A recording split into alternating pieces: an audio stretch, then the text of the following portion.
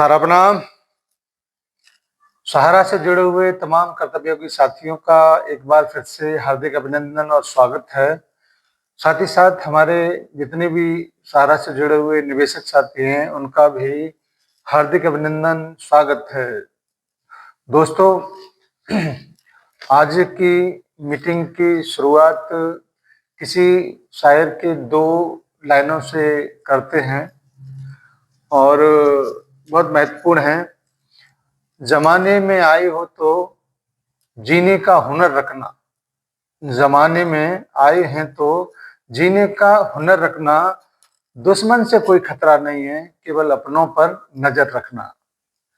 कितना गहरी बात इस दो लाइनों में एक शायर ने कह दी है, और ये सब कुछ हमारे जीवन के ऊपर भी लागू होता है। ऐसे ही लम्हों को लेकर हम लोग आगे बढ़ते हैं।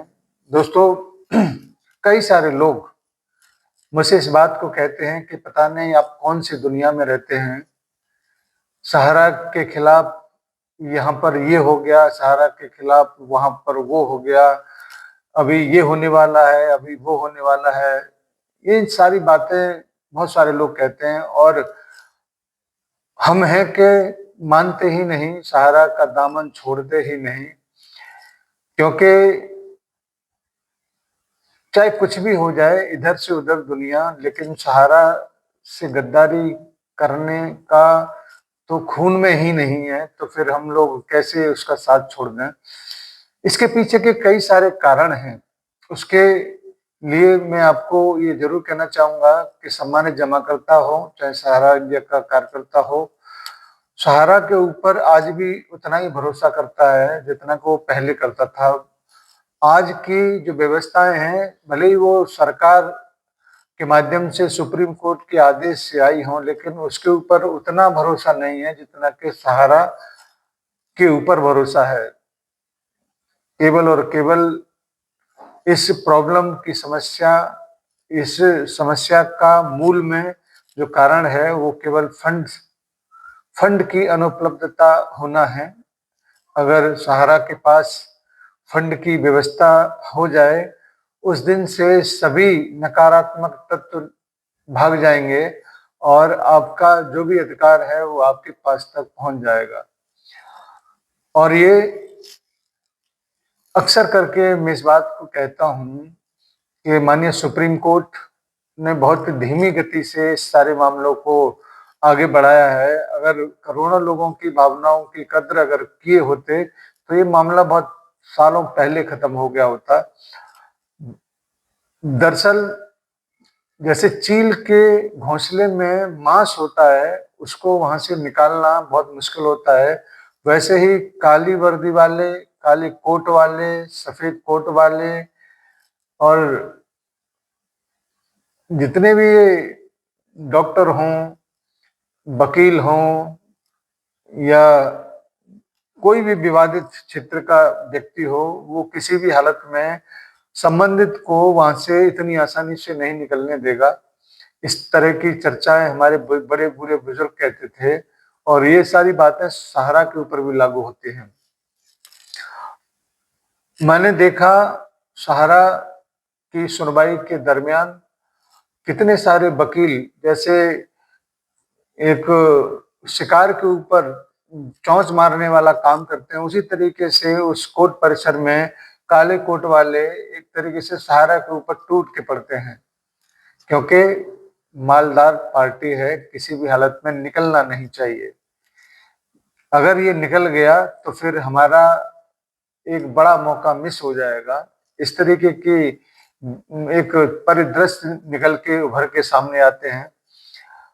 मैं आपसे ये बात जरूर कहना चाहूंगा कि देखिए, किसी भी हालत में सहारा या परिवार का भुगतान तो रुकने वाला नहीं है, 100% होना ही होना है। क्योंकि सहारा के पास बड़ी संपत्तियां हैं। अगर सहारा के पास संपत्तियां नहीं होती तो कोई भी आदमी इतना मूर्ख नहीं है कि बड़े बड़े मंचों पर आकर सहारा की पाई पाई का भुगतान करने की बात कहता हो। कोई भी वकील इतना मूर्ख नहीं हो सकता कि वो सहारा से भुगतान कराने का ठेका न ले रखा हो। सब लोगों ने ठेका ले रखा है कि हम कराएंगे हम कराएंगे। और कुछ गद्दार लोग या कुछ बाहरी लोग, उनको भी इस आपदा में अवसर दिखाई देता है कि चलिए आप हमको इतने परसेंट का पैसा दीजिए, हम भुगतान करा देंगे। तो आम जन जो अन्य को नहीं जानता, जिसका कार्यकर्ता उसको छोड़ के चला गया, वो भी एक तरीके से मजबूरी में किसी व्यक्ति को मध्यस्थ बनाता है और उसको कुछ मेहनताने के रूप में अमाउंट भी देता है। लेकिन आप इन छोटे छोटे सहयोग का मतलब नहीं समझते, क्योंकि अगर लोग कहते हैं कि 40,000 लोगों का फाइल है, 40,000 लोगों का ठेका ले लिया है, 1,000-2,000 लोग भी अगर 1,000-2,000 रुपए का भी अगर योगदान अगर वो चंदे के रूप में या कमीशन के रूप में लेते हैं, करोड़ों रुपए के बारे में आ रहे, यानी कि उनका मूल उद्देश्य था वो पूरा हो गया। उसमें से अगर 10-5 लाख रुपए वो खर्च भी कर देंगे आपको दिखाने के लिए, तो फिर उसमें कोई बनावटी बात नहीं होगी, वो उनको करना ही होगा। मगर आप लोगों को इस बात को भी सोचना चाहिए कि हिंदुस्तान में करोड़ों रुपए को गबन करके बैठे हुए हजारों कंपनियां ऐसी हैं जिनके भुगतान कराने के लिए कोई चंदाखोर, कोई आंदोलनकारी नहीं आता। किसी को आंदोलन की जरूरत नहीं होती, क्योंकि वहां पता है कि वहां पे कुछ होने वाला नहीं है। लेकिन यहाँ पर पता है कि यहाँ सब कुछ होगा, भुगतान भी होगा और हम यहाँ पे कमाई भी कर सकते हैं। तो ये सब कुछ अवसरवादी लोग, आपदा में अवसर ढूंढने वाले लोग हर वक्त निरंतर आपको मिलेंगे। दुश्मन से कोई खतरा नहीं है, अपनों पर नजर रखिए। ये बात कितना महत्वपूर्ण यहाँ पर लागू होता है। अपने ही हैं वो जो चंदा ले रहे हैं, वो जो आंदोलन के नाम पर लोगों को बरगला रहे हैं, कहीं से भी 1 रुपए का भुगतान करने की औकात नहीं है और भुगतान कराने का ठेका लेके बैठे हैं। साथियों, आज फिर मैं आपको ये बात चेतावनी के तौर पर आप कह सकते हैं, कह रहा हूं कि किसी भी व्यक्ति के अंदर वो पावर नहीं कि सहारनीय परिवार का भुगतान करा दे। केवल और केवल सहारनीय परिवार के पास में ही वो पावर है कि वो एक एक पाई का भुगतान सहारा के निवेशकों को करने के लिए उनके दरवाजे पर जाकर भुगतान कराने की क्षमता उसके पास है।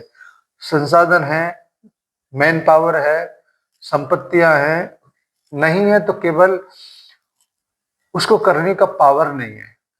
और अभी 17 तारीख को जो एक हेयरिंग होने वाला है बहुत महत्वपूर्ण, उसमें ये सारी पावर आने का उम्मीद है। सुप्रीम कोर्ट किस तरीके से इन सारी चीजों को देखेगा, किस करवट ऊंट बैठेगा, ये तो आने वाला समय ही बताएगा। लेकिन हम आपसे फिर वादा करते हैं, किसी भी हालत में किसी भी कीमत पर सहारनीय परिवार के साथ खड़े हैं और तब तक खड़े रहेंगे जब तक कि एक एक कार्यकर्ता का, एक एक जमाकर्ता का भुगतान न हो जाए, जो भी समस्या है उसका समाधान न हो जाए। ऐसी सूचनाओं को लेकर आने के लिए ही हम लोग इस वक्त सोशल मीडिया के हर प्लेटफॉर्म पर मौजूद हैं, उपलब्ध हैं। और हर जगह पर एक ही बात होता है कि सहारनीय परिवार जैसा कार्यकर्ता, सहारनीय परिवार जैसा निवेशक शायद ही हिंदुस्तान में कोई मिलेगा, क्योंकि उसके पास धैर्य है, पेशेंस है, हिम्मत है, सब कुछ है और साथ देने का अपार क्षमता है। इसीलिए सब कुछ ठीक होगा, केवल और केवल सुप्रीम कोर्ट के आदेश का इंतजार है। मैं एक बार डंके की चोट पर फिर कहता हूं कि जीतेगा तो सहारा ही, हर कीमत पर, हर सूरत में, हर हाल में। धन्यवाद सभी को। सहारनीय परिवार, सहारा प्रणाम। गब्बर, हे गब्बर, बाहर निकल चल। अगर अपनी माँ का दूध पिए तो बाहर निकल। कहाँ गए तेरे सांबा वाम्बा पाम्बा, किधर है? हाँ? कालिया वालिया, चलो बाहर निकलो सब। आत्मविश्वास की नई ताकत। निकलो ना बाहर।